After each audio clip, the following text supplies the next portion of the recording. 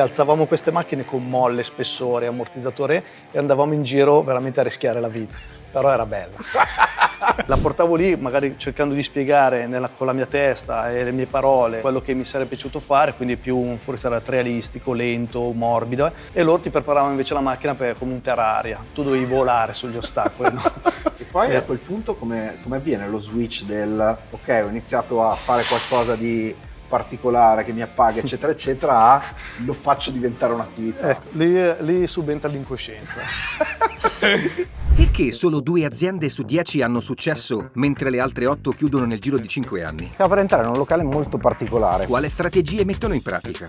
Visto che, come sai, il marketing per me è una malattia. Come hanno rivoluzionato il loro mercato? Siamo i primi in Italia a fare questa cosa. Come sono sopravvissute ai periodi di crisi? Quali sono state le più grandi difficoltà in questi 10 anni e come le avete affrontate? In un'unica domanda: perché loro ce l'hanno fatta e come puoi prendere anche tu spunto dal loro successo? Siamo qui per rivelartelo. Benvenuto in una nuova puntata di Imprese, un vero documentario in cui raccontiamo tutti i retroscena delle aziende più interessanti, rivoluzionarie e virtuose. Poi un po' di backstage lo mettiamo. Le analizziamo su diversi piani: modello di business, management, marketing e vendite. A condurre ogni puntata c'è Manabi. Ci siamo? Direttore del Dipartimento Video di Strategy News Agency, l'agenzia pubblicitaria specializzata in video per vendere. Se sei anche tu appassionato di business e marketing, se sei un imprenditore che cerca sempre nuovi spunti e strategie da applicare in azienda, allora iscriviti al canale e attiva la campanella per non perderti neanche un episodio. Eleviamo le tende. Torniamo alla puntata di oggi. Come passiamo da questo che sembra un fuoristrada cattivo, preparato eccetera eccetera, a questa che è decisamente più cattiva, ma soprattutto è il prodotto di una storia di successo, di un'eccellenza italiana che è conosciuta in tutto il mondo, non solo, ne domina il mercato. Oggi in Imprese parliamo di un personaggio particolare come tanti altri imprenditori, che con un'idea è stato in grado di raccogliere oltre 100 milioni di vecchie lire in contanti e in sole 48 ore senza nemmeno avere ancora un'azienda pronta per soddisfare la domanda di prodotti. Parliamo di un'azienda con oltre 20 anni di storia che realizza versioni esclusive e incredibilmente performanti di Land Rover Defender. Si chiama Corsetti Engineering e il suo fondatore Davide Corsetti ha letteralmente stravolto il settore trovando una chiave tecnica e produttiva per unire estetica a funzionalità per 4x4 estremi, creando una nuova categoria di fuoristrada e riuscendo a dominare il mercato a livello mondiale grazie a internet, ma soprattutto a una modalità molto particolare. Ma questa è un'impresa che ha originato una vera e propria impresa? Scopriamolo insieme. Questa è la mia galera d'oro, come la definisco. Allora, galera perché veramente ci passa ormai tutte le ore della mia giornata, ma anche ormai della notte. Questa è l'ultima mia fidanzata, alla quale sto perdendo la testa e ne ho molate tante altre in carne ed ossa. Quindi, qui dentro, nello specifico, che cosa fai e che cosa fate? Qui dentro noi facciamo la ideazione, Sì? okay, l'invenzione, la progettazione e l'allestimento delle macchine, dei miei prodotti, insomma. Di queste macchine che poi si dedicheranno poi all'uso quotidiano, a off-road in tutte le sue varie forme. Agli occhi dei profani, mi verrebbe da dire, ma queste preparazioni sono preparazioni estetiche o sono preparazioni che servono effettivamente a qualcosa? Tutte e due. Allora, poi è chiaro che non pretendiamo di piacere a tutti quanti, però è chiaro, nasce il pezzo, quando nasce sul computer o comunque nella mia testa, deve essere in ugual modo bello, quantomeno mi deve piacere e funzionale. Le macchine o comunque i preparatori presenti, soprattutto sulla zona di Milano, erano tutti bravi meccanici, ex dakariani, okay, che concepivano la preparazione della macchina solo per la velocità. Quindi magari, come è successo anche a me, con il mio primo Defender ho comprato, anzi non solo, anche altre macchine prima di questa, e la portavo lì magari cercando di spiegare con la mia testa e le mie parole quello che mi sarebbe piaciuto fare, quindi più un fuoristrada realistico, lento, morbido, e loro ti preparavano invece la macchina come un terraria, tu dovevi volare sugli ostacoli, no? Perché c'era questo concetto, quindi molle dure, macchina dura, gomme piccole ma gonfie, quindi via, si deve volare. E niente, alla fine non mi andava. E niente, da lì comincio a ragionare con la mia testa. Allora, appunto, capisco che la ruota dovesse avere più escursione, una macchina alta. Quando però noi rialzavamo le macchine non concepivamo, ma perché non lo sapevo neanche, della famosa geometria, che sono gli angoli importanti della macchina, che si dovessero appunto modificare e adeguare alla nuova altezza. Quindi alzavamo queste macchine con molle, spessore, ammortizzatore e andavamo in giro veramente a rischiare la vita. Però era bella. Era bella. Andavi in giro praticamente sui trampoli. Sì, andavo in giro sui trampoli e dicevi, boh, adesso con questa macchina io posso veramente fare il giro del mondo. Per Dakariani intendiamo piloti, professionisti e appassionati della Parigi-Dakar. Oggi Rally Dakar o semplicemente Dakar, la più famosa gara di velocità di fuoristrada al mondo. Nata nel 1979, è sempre stata un riferimento su un particolare modo di preparare le auto, ovvero incredibilmente veloci, ma prevalentemente per affrontare sterrati o sabbia.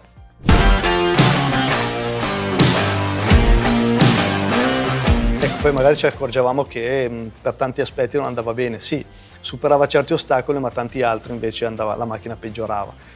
Quindi da lì c'è stata proprio l'evoluzione, proprio lo studio dell'assetto, che è un po' il nostro fiore all'occhiello, perché è proprio la mia passione, della perfezione dell'assetto, che è quello che poi ti dà il feeling della macchina, della guida della macchina, e la cosa più importante. Tu senti in mano la macchina sostanzialmente con l'assetto. Qui tu parti a sviluppare sostanzialmente l'assetto, comunque i primi pezzi, per la tua macchina, Sì, in qualche modo. sì, Cioè sì. senza l'idea di adesso faccio in questa maniera, No. mi metto a vendere. No, assolutamente, non mi sentivo in grado, e assolutamente dovevo solamente appagare la mia voglia, la mia passione di far fuori strada. E a quel punto come avviene lo switch del ok, ho iniziato a fare qualcosa di particolare che mi appaga eccetera eccetera, lo faccio diventare un'attività? Ecco, lì subentra l'incoscienza.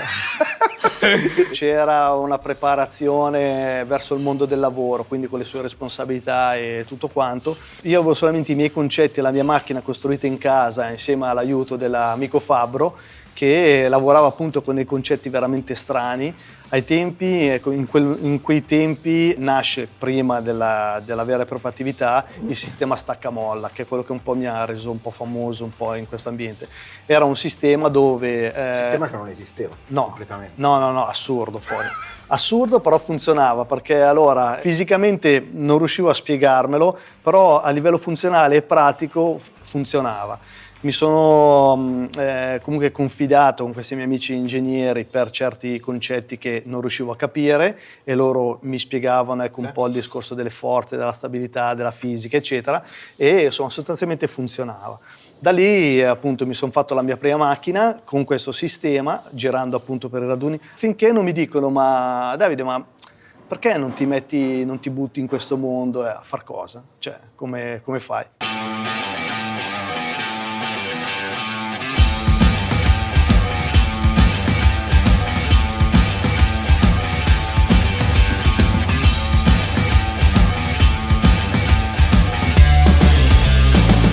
Queste avevano già il sistema staccamolla? Questi qua avevano tutto il sistema staccamolla, chiaramente un sistema primordiale, Certo. proprio esatto, imbastito, Certo. però sì, funzionavano. Vedevi ste molle qui che quando entravano in questi campetti da cross, in questi percorsi, la molla che si staccava e che tutti si spaventavano, pensavano si fosse rotta, e invece era proprio la sua caratteristica.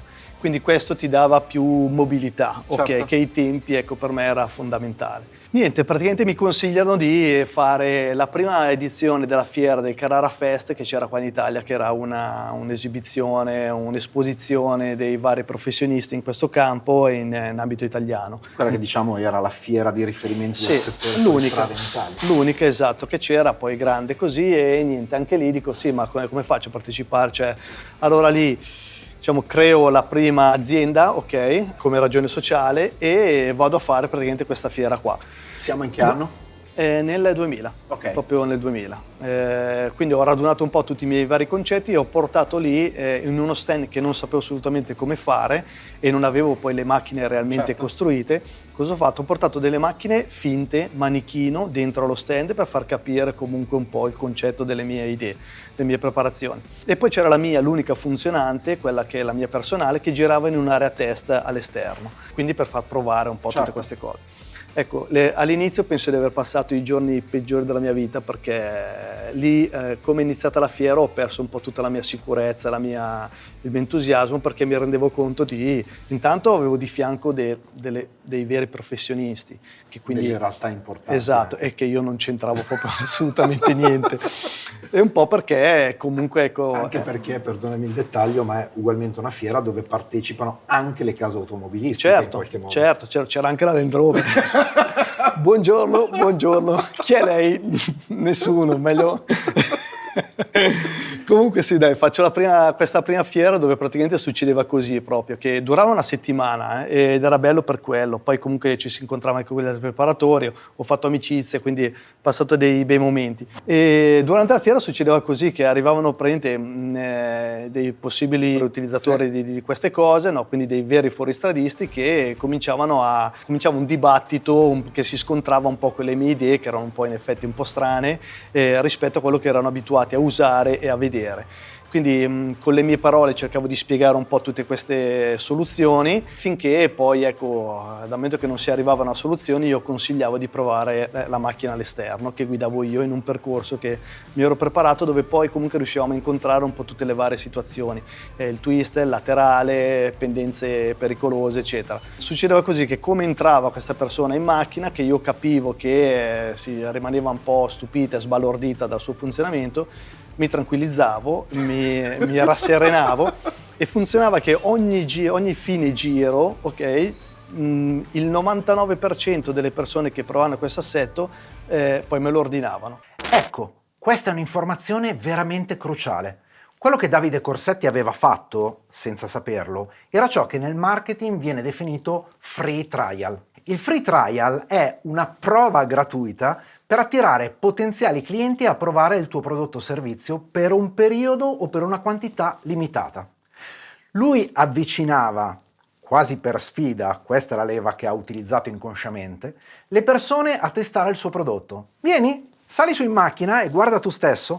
Pensa, pur non essendo un marchio noto all'interno della fiera, questa tecnica di marketing gli ha portato risultati straordinari.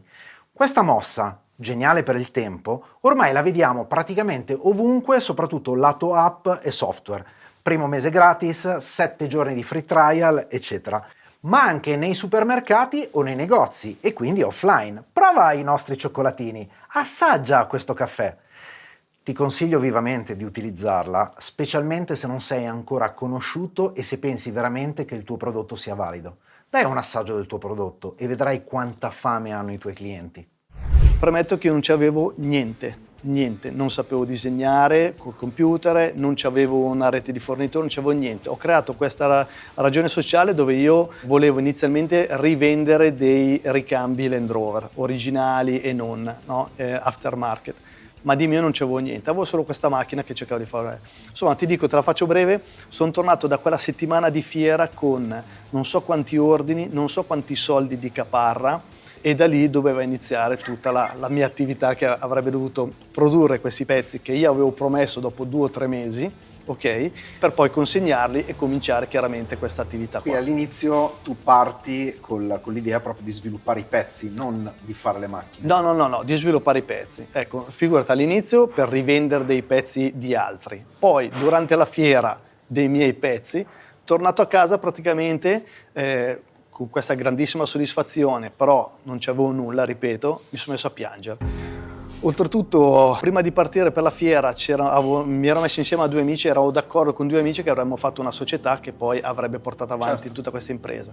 Questi 2, pazzesco, guarda, lo ricordo ancora e rido, perché durante la fiera, quando questi davanti alla mia incoscienza, magari non so, l'intraprendenza o comunque un po' la leggerezza anche di entrare in questo mondo del lavoro in questa maniera, mi ha mollato.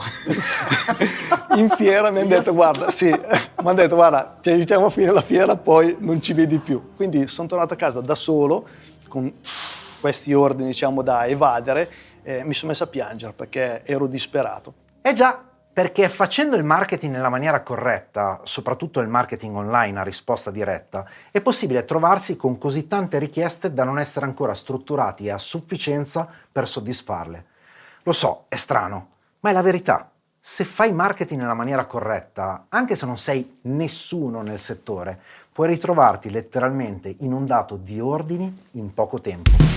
Hai questi ordini, torni a casa, ti metti in ricerca e sviluppo, fondi l'azienda, eccetera, e in qualche modo quali sono stati i passi principali? Poi ti chiedo le difficoltà, ma i passi principali che ti hanno permesso effettivamente di iniziare a sviluppare, quali sono gli strumenti che hai utilizzato, gli strumenti di promozione, come vendevate alla fine? Allora, la prima difficoltà intanto era quella di entrare nel mondo della produzione, perché io ancora prima di occuparmi della progettazione disegnavo proprio, arrivando comunque da una preparazione di architettura, disegnavo su un foglio la forma che dovesse avere il pezzo e dopodiché si trattava di studiare, cominciare a capire la tecnologia che offriva in quel tempo insomma, nel mondo dell'industria, per poi adeguarlo al proprio fabbisogno, comunque alla propria necessità.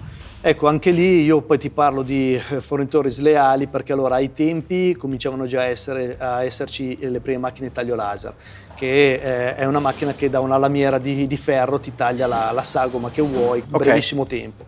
Quindi hai il tuo pezzo, per dire, in mano che poi puoi sagomare piegandolo e saldandolo, eccetera. Mi sono affidato a dei fornitori che non avevano questa tecnologia, ma che neanche mi consigliavano di andare in questo taglio laser e me lo fresavano. Quindi puoi capire che il costo anche del pezzo, piuttosto che essere tagliato laser, era esagerato. Quindi anche per quello che io faccio fuori, ecco, tutti i soldi che avevo preso, ecco, ai tempi, perché ecco, li ho buttati via in queste prove, in queste cose. Dopodiché, ecco, una volta che tu avevi il tuo pezzo in mano, ma avevi, diciamo, il pezzo unico in mano, bisognava comunque pensare a una produzione, quindi a una serie, ecco, di questi pezzi. Quindi ecco, affacciarsi ad aziende che ti potessero garantire o potessero fare una produzione quindi numerosa di questi pezzi. Un po' perché comunque dovevo esaudire la richiesta dei clienti, un po' perché comunque mi serviva come magazzino per abbassare il prezzo e tante cose. Prima ancora di questa, diciamo che c'era proprio la questione della gestione aziendale, che ecco, tanti piccoli imprenditori o comunque che potevano nascere ai tempi sottovalutavano, e io ero il primo, ero il capo di quelli. Ecco, dove avrei dovuto imparare, ecco, le basi per gestire un'azienda, quindi non so, a livello economico, amministrativo, gestionale, poi magari se del prodotto, e ecco, lì diciamo che sono venuti fuori i primi gravi problemi, perché quando tu hai in mano una bella idea, hai comunque un buon mercato che reagisce e risponde alle tue richieste, che quindi sostanzialmente ti metti in mano dei soldi, tu devi essere in grado di fornirgli quello che gli hai promesso, gestirlo nella produzione, ma soprattutto poi mantenerlo dentro a un'azienda che ha dei costi, comunque ha degli obblighi, civile e penale, lo sottolineo sempre, che uno, ecco, non sa, uno proprio non si rende conto. Ok, ora è il caso di capire meglio come funziona la prima USP, Unique Selling Proposition, di Corsetti, ovvero il primo elemento differenziante e posizionante che ogni impresa deve avere per prosperare. Perché il primo elemento da comunicare al nostro mercato è la propria unicità e in cosa ci si differenzia da altri che fanno cose simili. Allora, quale modo migliore di poter parlare di assetto se non mettendo la macchina sollevata direttamente da un muletto per farci comprendere per simulare veramente il sistema. Ok, questo è il famoso staccamolla, ok. Quel sistema che ti dicevo che mi ha reso un po' famoso perché, diciamo, sono stato il primo ad adottarlo e comunque ha un concetto un po' strano, però comunque funzionava.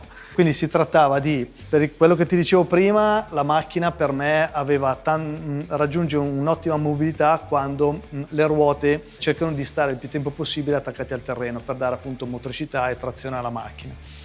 Come fare questa cosa, no, quando la macchina incontra appunto in fuoristrada, che non è in strada, dei dislivelli anche esagerati, è quello proprio di dare escursione, quindi tanto movimento e tanta corsa all'ammortizzatore che permette poi il movimento alla ruota. Da un punto di vista dell'impresa, quali sono state le difficoltà principali lungo questo cammino e lungo questo percorso, e quali ritieni essere gli ingredienti che ti hanno in ogni caso permesso di continuare a vincere, se vogliamo, e a stare sulla cresta dell'onda? Allora, prima di tutto ti direi quello che ti dicevo prima, difficoltà proprio a capire e a saper gestire un'azienda. Io nasco come tecnico e quindi zero capacità imprenditoriale o comunque di gestione aziendale. Impari che non è solo la creazione del pezzo, avere un'azienda, e quindi dove tu è la parte più bella, migliore, ok, ma ti devi scontrare con realtà professionali o comunque fiscali, Certo. eccetera, che ecco, ti costringono un po' ad abbandonare o comunque sia a far coesistere anche altri aspetti oltre la parte divertente della progettazione, che servono appunto per gestire l'azienda. Ti direi anche banalmente, intanto la mia preparazione in generale a gestire un'azienda, scontrarti con e gestire dei fornitori che ti devono comunque fare dei pezzi comunque con il massimo della qualità ma a un prezzo non so, Certo. contenuto, comunque gestibile. E dopodiché la famosa domanda che ancora non sono riuscito a rispondere, non so, il giusto ricarico, i costi, il personale, gestire il personale, insegnare comunque anche al personale a lavorare in una certa maniera. Per un appassionato è facile, perché quando lavori su queste macchine o su queste cose è bello, è divertente. Su uno che magari ancora questa passione non ce l'ha così concreta, così formata, ecco, è difficile far capire che un fuoristrada, nonostante debba essere destinato a essere, tra virgolette, impiegato in fuoristrada, distrutto in fuoristrada, ecco, lavorare con una certa qualità, una certa cura, anche estetica, di finitura, è stato difficile, Quindi quella forse è una delle parti più difficili. Dopo chiaramente anche lì poi ovviamente le risorse economiche, perché non essendo capace di gestirle, ok, magari ecco, le buttavi tutte in una parte quando poi invece servivano da altro. Diciamo che allora io devo fare il tecnico, io sono un tecnico e devo fare il tecnico. Okay? Mi sono trovato a gestire un'azienda così e quindi ho imparato a mie spese e ti posso garantire che ne ho pagate La formazione è costata. è costata veramente, veramente tanto. Cosa che invece ecco, ai ragazzi che adesso mi affiancano cerco ecco, di spiegargli e di fargli capire che ecco, sono tutti passaggi che si possono evitare e anzi bisogna partire da dove sono arrivato io adesso per andare oltre. Quindi ecco, su questa cosa qua io cerco di essere sempre molto... In tutti questi anni, qual è stato il ruolo di internet nella tua evoluzione, io mi ricordo quando ci siamo conosciuti era l'epoca dei forum in qualche modo, Sì. quindi quello che andava tanto, ancora non c'erano praticamente i social, se non iniziava a sbocciare qualcosa. Com'è stato un po' il rapporto con internet, che poi tu personalmente sei... Io sono sotto la tastiera praticamente. Sì. Allora, l'importanza di internet ti direi fondamentale, cioè vitale. Senza di quello, soprattutto oggi, un'azienda non può esistere. Quindi sì, mi ha aiutato tantissimo. Allora, tieni presente che come tu descrivevi, io non ho mai fatto pubblicità, non sono capace e non ci ho mai creduto anche più di tanto poi. Ho sempre usato il passaparola che inevitabilmente quando poi una macchina usciva di qua, che appunto stava nei forum o comunque nei raduni, poi tornavano su. È sempre stato bene o male solo quello che mi ha presentato. Da un po' di tempo a questa parte, ecco, per esempio, mi si sono avvicinate delle figure professionali o comunque anche semplicemente degli amici che hanno preso un po' in carico comunque questa cosa e ecco lì si è vista la differenza. Quindi poi ecco, tu meglio di me, ecco, io vorrei provare a essere nella tua testa per sapere e capire, conoscere ecco, tutti questi sistemi che uno potrebbe avere a disposizione per lanciare il proprio prodotto e per vedere poi come utilizzarlo, ma quello penso che sarebbe appunto vitale. Certo. Ecco, un'azienda potrebbe schizzare subito in aria grazie a questa cosa, e per quello che ti dico anche lì, un'azienda, se adesso potessi ricrearla da zero, ecco, la prima cosa che farei è intanto mettere una persona che potesse gestirla in una maniera più consapevole. Esattamente come abbiamo detto prima, saper fare marketing online si traduce in un volano incredibile per la propria realtà. Il passaparola richiede anni, il marketing a risposta diretta può funzionare anche a distanza di giorni. Dopodiché, ecco, una persona aperta, ok, con queste conoscenze qui, internet, social, che possa, ma fin dalla prima idea, dal primo bullone avvitato, Sì. chissà in quale maniera, ecco, presentare il tuo lavoro. È vero che tu racconti che di pubblicità in qualche modo non hai mai fatta, non è in qualche modo il tuo filone e ne sei in qualche modo distante, però io mi ricordo, e quello che ho sempre apprezzato di te da questo punto di vista, di quello che hai creato, che hai sempre avuto un occhio specifico anche in come presentare i prodotti, come fare le foto, fare video di un determinato tipo, cioè possiamo anche citare che ugualmente tu avevi anche, non so se ancora o che... Ti sta piacendo questa puntata? Allora immagina cosa potremmo realizzare per la tua azienda. Affida la tua azienda a chi è in grado di renderla memorabile e, soprattutto, più profittevole. Raggiungi il tuo obiettivo, vendi di più, aumenta i tuoi profitti e la tua fetta di mercato. Tutto questo grazie al team di Strategy News Agency e grazie allo strumento più potente sul mercato, i video. Trovi tutti i dettagli cliccando il link in descrizione. Chi lavorava per esempio dietro le produzioni di Overland, che ugualmente ti sviluppava determinati video eccetera eccetera, per cui c'è sempre stato un'attenzione anche nello sviluppare gli stand eccetera, un'attenzione molto particolare nel presentare le cose in maniera attrattiva. Sì, allora sì, quello sì, ma semplicemente perché era comunque un mio gusto. Un po' come per dire che prima hai parlato delle esigenze del mio cliente di avere una macchina, o comunque sono esigenze che avevo io per primo e che comunque ho capito che c'aveva il 99% degli utilizzatori di queste macchine o comunque dei fuoristradisti in genere. Perciò non è mai venuta qua una persona a dirmi come fare una macchina, ma ero sempre io a consigliarli, e poi ci azzeccavo perché comunque quando le esigenze sono le stesse capisci quali sono poi le richieste e le esigenze. Come anche la presentazione di cui stai parlando. Allora io nella mia testa mi vedevo, non so in che maniera potrei essere impressionato a vedere, non so, un pezzo, a presentare un pezzo piuttosto che a vederlo, comunque. Quindi seguivo, per dire, questo gusto. Sì, è vero, poi magari era un po', sì, un po' da pignolo, da fulminato, chiamami come vuoi, però sì, ecco, poi questa cosa qua poi pagava, ecco, io insomma anche quando consegno una macchina, la presento in una certa maniera, o comunque anche la progettazione del pezzo stesso sulla macchina, mi deve suscitare chiaramente una certa emozione. Certo. E ogni pezzo deve essere al suo posto, anche se uno può pensare che no, che sono pezzi lanciati in questo caso, no, ci deve essere comunque una proporzione, comunque un effetto anche visivo, ottico, che è importante. Chi è il cliente tipo? Cioè ad oggi, perché nel corso degli anni, anche vendendo poi singolarmente i pezzi, può essere chiunque, ma il cliente tipo che decide di farsi personalizzare un mezzo in questa maniera, e soprattutto se nella maggior parte dei casi arriva perché si è già comprato un Defender in qualche modo, che tra l'altro oggi sono fuori produzione, Sì. ho fatto anche questo regalo, oppure è uno che dice no, la voglio da zero, occupati di tutto tu. Per mettere un prodotto a mercato è importante mettersi nei panni del target, ovvero il pubblico a cui ci vogliamo rivolgere. Bisogna proprio capire e poi comunicare il beneficio necessario per trasformare un semplice passante che vaga davanti alla vetrina a un cliente che entra in negozio e vuole davvero comprare. Allora, come dicevi tu, il cliente ce ne sono ormai sono di ogni tipo. C'è la persona che viene qua che vuole semplicemente avere una macchina esclusiva, Sì. ok? Tenendo presente che qua nelle città ormai non si possono più usare perché per la classe di inquinamento sono bloccate, però una macchina esclusiva per fare comunque, non so, la scampagnata, fino a quello che è ancora appassionato e quindi intenzionato ad avere un mezzo da fuoristrada specifico per fare magari, non so, o viaggi o comunque fuoristrada estremo, Certo. qua in Italia, eccetera.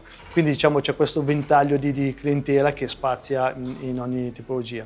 Allora, diciamo che, come ti dicevo prima, adesso cerco di, intanto, se un cliente viene a ordinarmi una macchina, parto da una macchina vergine, ok? Quindi Ok. di serie originale. Cerco di non lavorare su macchine che sono già parzialmente lavorate, questo per non mischiare le cose e i concetti. Dopodiché ecco, c'è invece anche il cliente che ti ordina proprio la macchina super esclusiva, la macchina proprio da zero, quindi il restauro. E in questo caso qua, ecco, è la parte più interessante, è la cosa più interessante, perché lì proprio ricostruisci proprio una macchina nuova. Parti dal telaio, la macchina viene portata a telaio e viene comunque smontata, il telaio modificato e quindi magari trattato, cosa che magari la Land Rover non faceva, trattato con dei sistemi antirugine, comunque per farla durare più a lungo nel tempo, e modificata per essere appunto predisposto per essere poi montata con tutte le nostre soluzioni. Farsi fare un mezzo del genere da te, sostanzialmente di che cifre stiamo parlando? Nonostante le macchine sembrino molto simili o comunque tutte uguali, chiaramente dipende poi da Certo. quello che c'è montato ovviamente. Però fai conto che una macchina media, a parte il costo della macchina, una preparazione media parte dai 60-70 mila e, ecco, e può arrivare fino anche, non so, tipo ai 140-150 mila di una chiaramente più completa. Parlando del mercato italiano. Mercato italiano. Tempo medio per realizzare un mezzo di questo tipo? Allora, anche lì poi è in continua evoluzione. Range, diciamo. Sì, però ti direi che va dai 3 mesi ai 6 mesi. Ok, per un lavoro completo. Un lavoro, sì, completo, diciamo al 70-80% di quello che abbiamo in mente di fare. Le macchine completamente ricostruite per ora, ecco, sfiorano l'anno. Davide, grazie mille, è stato un grande piacere. Grazie a te. Nella puntata di oggi abbiamo scoperto che 1. Trasformare una passione personale in un'azienda di successo è possibile, ma non è sufficiente essere solo appassionati. 2. È fondamentale diventare gestori capaci di far funzionare tutti gli aspetti di un'azienda che ha un sistema complesso. Quindi bisogna studiare. 3. È importante non farsi accecare dall'amore per il proprio prodotto e ricordare che il cliente, che spesso non conosce la tua realtà, ha bisogno di una ragione molto forte per scegliere di acquistare il tuo prodotto. Ma in questa puntata ci sono tanti altri spunti e mi piacerebbe leggere nei commenti quelli che avete trovato più interessanti e magari quelli che applicherete da domani nelle vostre attività. Nel frattempo, mi raccomando, lasciate un like, iscrivetevi al canale e condividete questa puntata, perché settimana prossima andremo a scoprire 2 locali dall'anima incredibilmente rock, con un'offerta maestosamente succulenta, dove si vive una vera e propria esperienza, oltre che mangiare con gusto, ma soprattutto dove è nato quello che è stato eletto l'hamburger migliore d'Italia. Ci vediamo la settimana prossima. La proviamo? Quando vedono queste cose che ti dicono, guarda, onestamente io sono tipo 30 anni, 40 anni che viaggio, non ho mai visto una macchina, cioè, comportarsi e fare quello che ti vedo fare. Qualcuno potrebbe pensare che si tratti di un fuoristrada che permetta di... No, non mi piace così.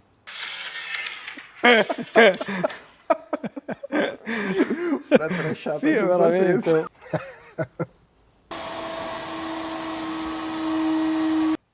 E comunque le leve dei differenziali sono sempre lì sulla leva.